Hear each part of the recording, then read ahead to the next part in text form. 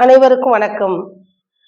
தந்தை மறுகாற்றும் நன்றி அவையத்து முந்தி இருப்ப செயல் என்று தந்தை பிள்ளைகளை சான்றோனாக்குவதும், பிள்ளைகள் தன் தந்தைக்கு நற்பெயர் எடுத்து தருவதும் காலந்தொட்டும் நிகழ்ந்து வருகின்ற நிகழ்வு என்றாலும், சில இடங்களில் தந்தை மகனுக்குள் பிணக்கு ஏற்படுவதும் சண்டை ஏற்படுவதும் இயல்பாக இருப்பதை நாம் பார்க்கிறோம். அதுபோல் சங்க இலக்கியத்தில் புறநானூற்றில் ஒரு பாடலில் கோப்பெரும் சோழன் என்கின்ற மன்னன் தன்னுடைய மக்களை மிக சிறப்புடையவர்களாக வளர்க்கின்றான்.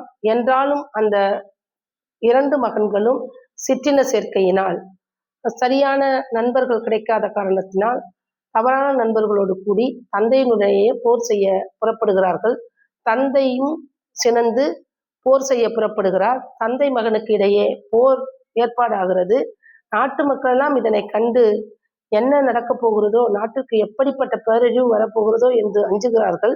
இதனை அறிந்த அன்றைக்கு சான்றோர்களாக இருந்த புலவர் பெருமக்கள் சென்று கோப்பெரும் சோழனிடத்திலே அறிவுரைகளை சொல்லுகின்றார்கள்.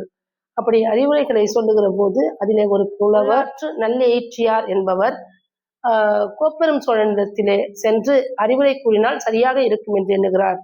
அனுபவமின்மையால் மகன்கள் அறிவுரை ஏற்பார்களோ என்ற ஐயத்தில் அனுபவமும் அறிவும் மிக்க கோப்பெரும் சோழனிடத்திலே சென்று, இருவரும் நீங்கள் போரிட்டால் அந்த போரினால் ஏற்படுகின்ற அழிவு நாட்டுக்கு சேரும். ஆனால் வெற்றி பெற்றால், நீங்கள் வெற்றி பெற்றால் அந்த நாடு உங்கள் பிள்ளைகளுக்கு சென்று சேரும். உங்கள் பிள்ளைகள் தோல்வியுற்றால் அந்த நாள் உங்களுக்கு பழி வந்து சேரும். அதனால் பழியையும் பாவத்தையும் கருத்திலே கொண்டு இந்த போரில் இருந்து விடுபட்டு நீங்கள் இருக்கின்ற காலத்தில் அறத்தொண்டினை செய்து சிறந்த சான்றோன் என்கின்ற பெயரை பெற்றால் நன்றாக இருக்கும் என்று கூறுகின்றார்.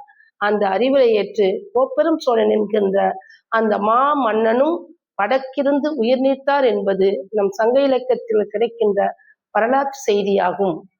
இந்த செய்தியின்படி இன்றிருக்கிற தந்தை மகன் ஏற்று நடந்தால் நயம் பயக்கும் என்பதனால் இந்த செய்தியை உங்களுக்கு நாங்கள் அளித்து மகிழ்கிறோம். நன்றி, வணக்கம்.